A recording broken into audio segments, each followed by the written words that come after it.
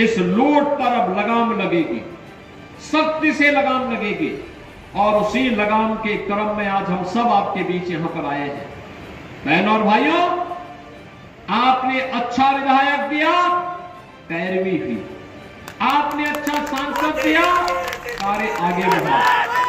आज यहां पर रोहित नदी का एक बैराज बन गया। 16,000 अन्नदाता किसान लाभान्वित होंगे। और मैं भी यहां के विधायक जी से कह रहा था, जिला प्रशासन से भी कह रहा था, इसके आसपास टूरी एक बहुत अच्छी वाटर बॉडी बनेगी। वाटर बॉडी बनने का मतलब अब यहां के माध्यम से आसानी से यहां पे रेस्टोरेंट बन करके लोग पर्यटन के लिए, नौकायन के लिए भी यहां आ सकते हैं। बहुत अच्छा एक कार्यक्रम यहां पे होगा।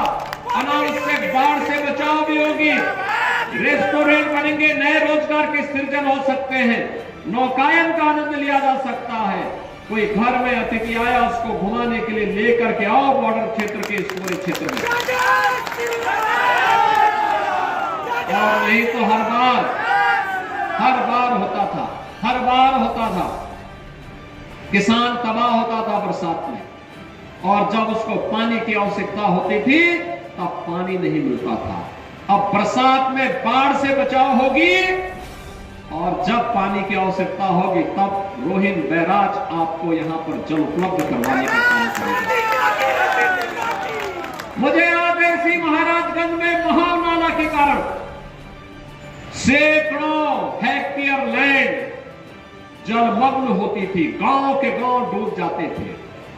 कभी वन विभाग सहयोग नहीं करता था, कभी सिंचाई विभाग सहयोग नहीं करता था। जब मेरे पास ये मामला आया, मैंने दोनों विभागों को बिठाया। मैंने कहा भी देखो, सरकार का मतलब होता है कि ना शब्द नहीं होना चाहिए और इसलिए इसका समाधान होना है।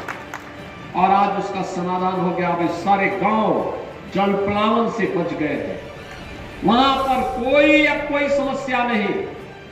बहनों और भाइयों, आज तो 650 करोड़ रुपए से अधिक की परियोजनाओं का लोकार्पण और शिलान्यास हो रहा है। इसमें सिंचाई विभाग की भी योजनाएं हैं, परियोजनाएं, बाढ़ बचाव की भी परियोजनाएं हैं, सड़कों की भी परियोजनाएं हैं।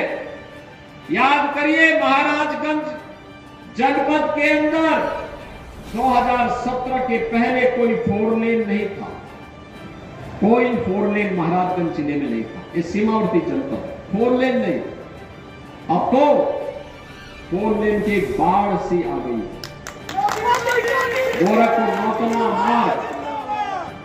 गोरखपुर नौतनवा सुनाली मार्ग 4 लेन के अंतिम चरणों में चल रहा है।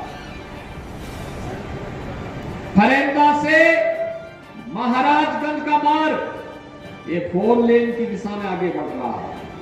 गोरखपुर से हम लोग जब आ रहे हैं, परसावल होते हुए महाराजगंज ठूठीबाड़ी, निचलौर ठूठीबाड़ी के लिए निकल रहे हैं, ये भी 4 लेन बनने की दिशा में आगे बढ़ रहा है।